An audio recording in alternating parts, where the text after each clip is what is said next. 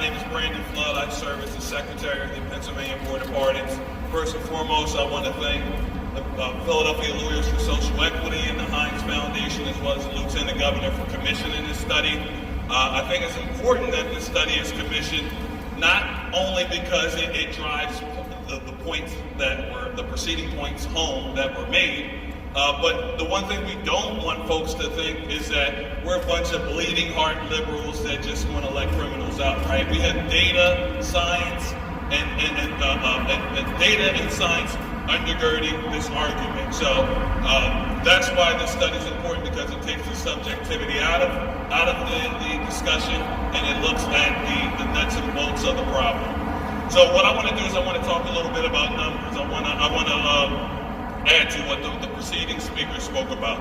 So when we think about this subject, there currently are 1,161 folks that are incarcerated in the Department of Corrections that are sentenced under that second-degree murder, that felony murder rule.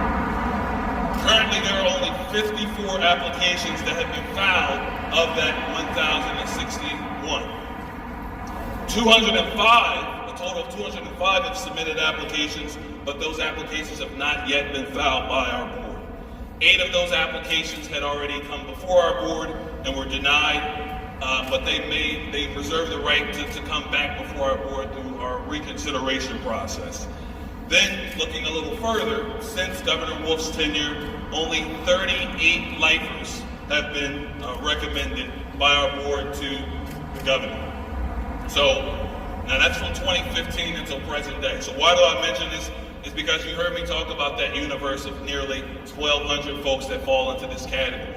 1,200 folks that pose minimal risk to public safety, that are exemplary inmates, and that are deserving of mercy and forgiveness, which is what our board is set up to do.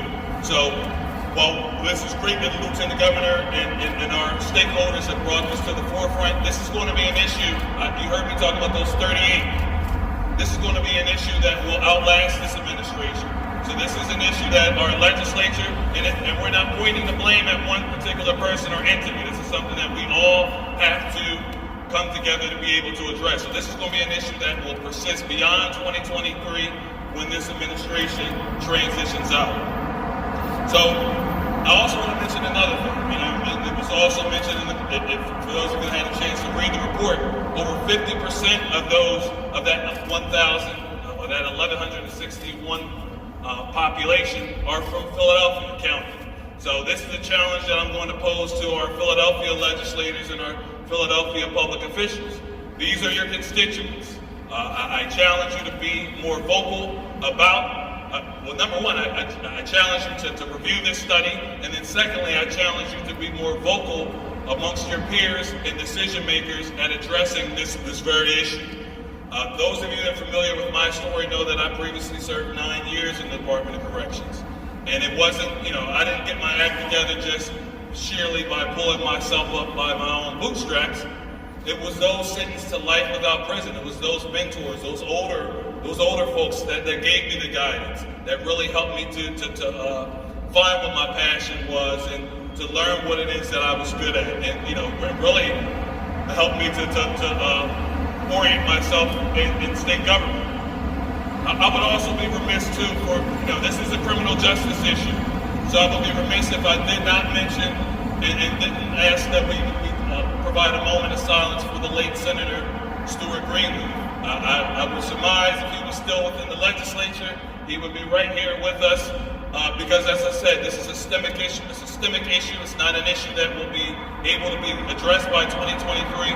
So we need to marshal all of our resources and put our heads together and really look at this as a public safety issue in terms of not the risk that's posed to public safety, but how we can contribute back to public safety. You heard me talk about Philadelphia.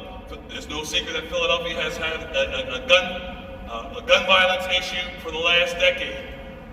Who better to mentor and guide those young men who are engaging in this activity than the very lifers that help to orient me in the right direction. So, we have tons of resources that are languishing behind the fence.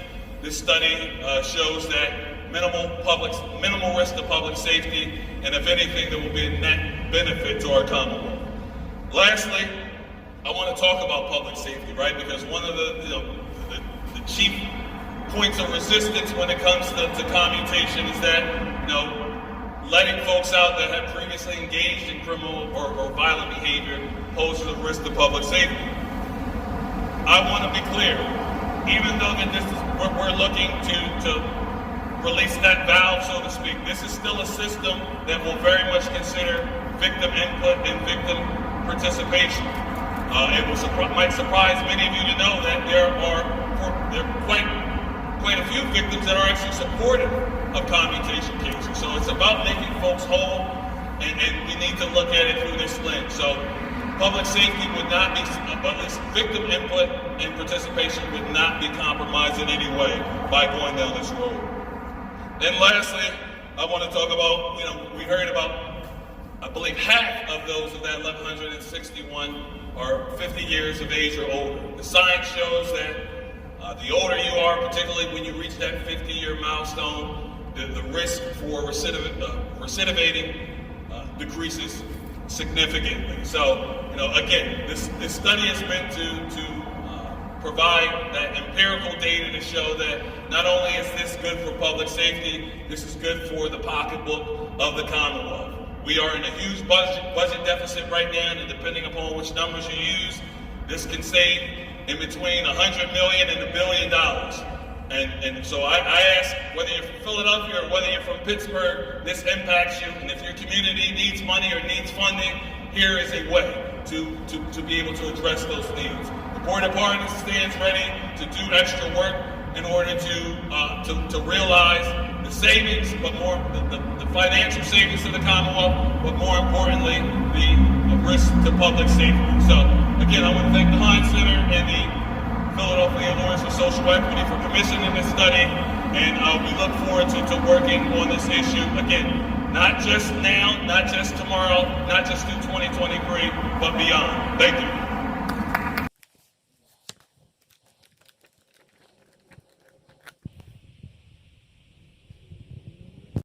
Thanks for watching the video. Make sure you hit the like button and subscribe to the channel so I can bring you more videos on subjects like this and many other topics. Please leave any comments in the comment section. Any questions or comments, I'll get back to them as soon as I possibly can. Thanks a lot for watching. Hope you have a great day, and I'll see you in the next video.